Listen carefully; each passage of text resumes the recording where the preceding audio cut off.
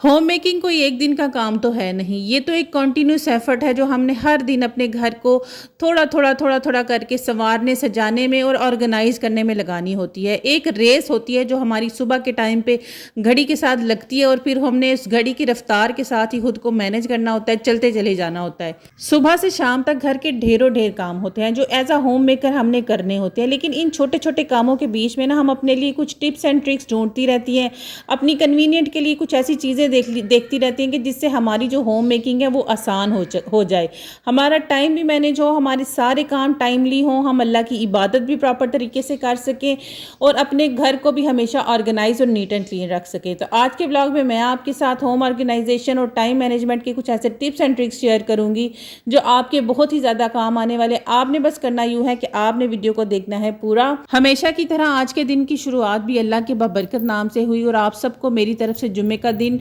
और जुम्मा बहुत ज़्यादा मुबारक हो। इस मानसून के मौसम में ना ये हैबिट आप अपना लें कि जब भी आप घर की सफाइयाँ करने लगे ना, जितने भी आपके ब्लैंकेट्स आप ऊपर लेती हैं, एसी, कंबल, टॉवल्स, आपके तकिए, आपकी मैट्स, इन सब को ना धूप लगवा लिया करें। जब आप सफाइयाँ कर चुके हैं उसके बाद इन चीज़ों को नीचे लेके आएँ और इनको अपनी जगह पर डाल दें। इनमें से ना फिर कभी भी कोई स्मेल नहीं आती, क्योंकि सावन का जो मौसम है ना वो चिपचिपा सा और स्मेल वाला होता है। तो इस मौसम में स्मेल किसी भी चीज़ में से आना एक नॉर्मल सी बात है। खाना पकाना और अपनी फैमिली को खिलाना हमारी लाइफ की प्रायोरिटीज़ में से ना मुझे लगता है सबसे नंबर 1 पर ये प्रायोरिटी है। लेकिन जब महीने का एंड चल रहा हो और पता हो कि आपके पास अमाउंट भी बिल्कुल लिमिटेड से है और आपने इन्हीं पैसों में अपने महीने के ये आखिरी के चंद दिन गुजारने हैं, तो अपने महीने की जो एंड वाले दिन है ना उनको पुरसकून गुजारने के लिए ही ना हमारी बजट प्लानिंग और जो हमारी मील प्लानिंग होती है ना वो सबसे ज़्यादा इंपॉर्टेंट है। अगर हमने अपनी बजट प्लानिंग और मील प्लानिंग वीकली कर लेते हैं ना तो फिर हमारे पास महीने के एंड तक जो है वो पैसे भी होते हैं और खाने पीने की जो भी चीज़ें हैं वो भी प्रॉपर्ली पड़ी भी होती हैं। आज बच्चों की फरमाइश थी कि मामा हमने ना चने गोश्त खाने हैं। मैं जब चने गोश्त बनाती हूँ ना तो मैं ज़्यादा बॉदर नहीं करती कि मैं बहुत ज़्यादा चिकन इसमें डालूँ। वैसे भी मैंने चिकन के ना पैकेट्स बना के रखे हुए होते हैं, लेकिन आज मैंने क्या किया, मैंने सिर्फ एक पैकेट में से ना 3 बोटियाँ निकाली और उनको ना बिल्कुल छोटे छोटे चंक्स में काट के ना और हड्डी वाली बोटियाँ ली ताकि उसमें से ना एक टेस्ट आ जाए और बच्चे भी ना खुश होकर खा लें। और मेरे बच्चों को ना चने गोश्त का सालन इतना पसंद है कि वो जब भी बनता है स्पेशल जाएंगे और जाके ना तंदूर से नान लेके आते हैं और उससे खाते हैं। साथ ही साथ ना कोशिश किया करें कि जो जो चीज़ आप जहाँ से लेती हैं ना कुकिंग के टाइम पे, जितने भी यूटेंसिल्स आप यूज़ करती हैं, ये अगर आप अपनी जगह पर प्रॉपर साथ ही साथ रखती जाएंगी ना तो आपका जो काम है ना वो बढ़ेगा नहीं बल्कि कम होता चला जाएगा। और यहाँ पर ना टोकरी मेरे हाथ से गिर जाने लगी थी। मैं ना अपने आप की तारीफ़ कर रही थी कि मैं ना एक सुगड़ औरत हो चुकी हूँ, क्योंकि जैसे जैसे जो जो चीज़ निकालती हूँ उसको उसकी जगह पर रखती जाती हूँ। और साथ ही ना मैंने कहा चलो जी मुझे मेरी नज़र लगने लगी है, सारी चीज़ें नीचे गिर जाने लगी थी। अच्छा, मैं ना हमेशा सिर्फ 2 या 3 दिन की हरी मिर्चें लेती हूँ। आप लोगों ने भी नोट किया होगा कि हरी मिर्चें ना आजकल रेड होना स्टार्ट हो जाती हैं, तो इसलिए मेरी वैसे भी शुरू से आदत है कि सिर्फ मैं 2 या 3 दिन की लेती हूँ, इससे ज़्यादा हरी मिर्चें नहीं लेती। तो इनको ना मैं साफ़ करके इस तरह से डब्बे के अंदर रख के फ्रिज में रखती हूँ।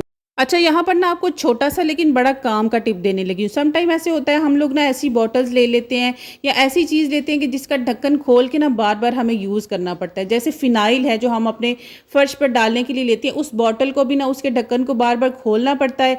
कभी कभार ऐसा होता है कि जब हम उस बॉटल को के ढक्कन को खोल के जब उंडेलते हैं ना तो वो बहुत ज़्यादा सारा जो है वो फिनाइल गिर जाता है। इसलिए आप क्या क्या करें, इस तरह का ना छोटा सा होल कर लें। मैंने अपनी फिनाइल की बॉटल में भी किया हुआ है, तो मैं बिल्कुल थोड़ा सा जो है वो फिनाइल डाल लेती हूँ जितनी मुझे ज़रूरत होती है। जब से मैं अपने घर में शिफ्ट हुई हूँ ना, सब्जियाँ खरीदने के लिए ना मुझे कभी भी बाजार नहीं जाना पड़ा।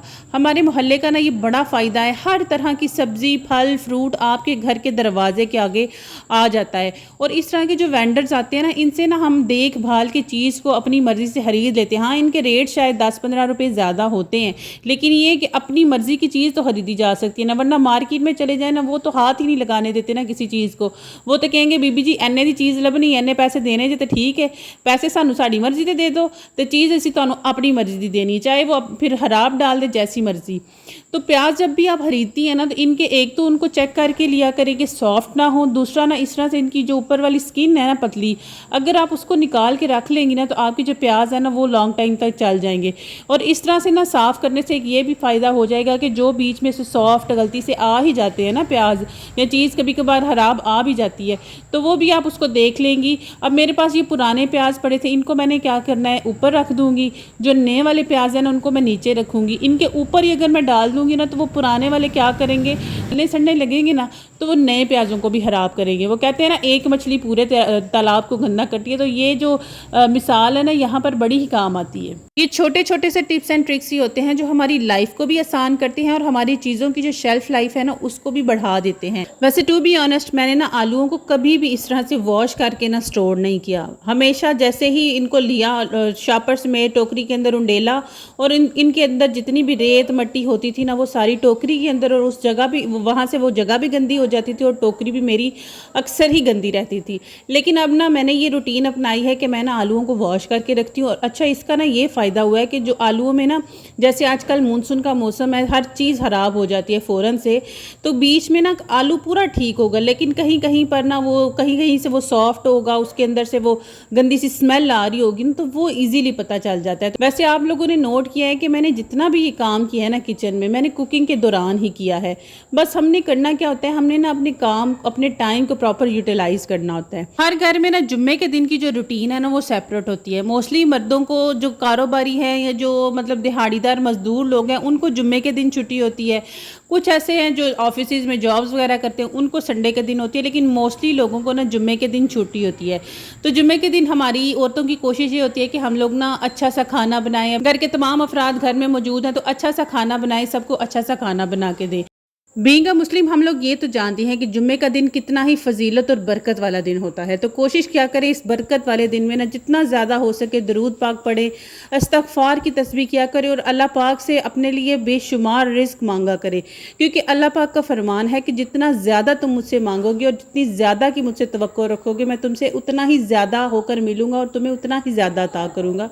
इसलिए जुम्मे के दिन ना ज़्यादा से ज़्यादा ज़िक्र अज़कार किया करें, इबादत किया करें अल्लाह ताला की। तो बस जी फ्रेंड्स आज के व्लॉग के लिए इतना ही। इंशाल्लाह आपसे कल दोबारा मुलाकात होगी। अल्लाह हाफिज़।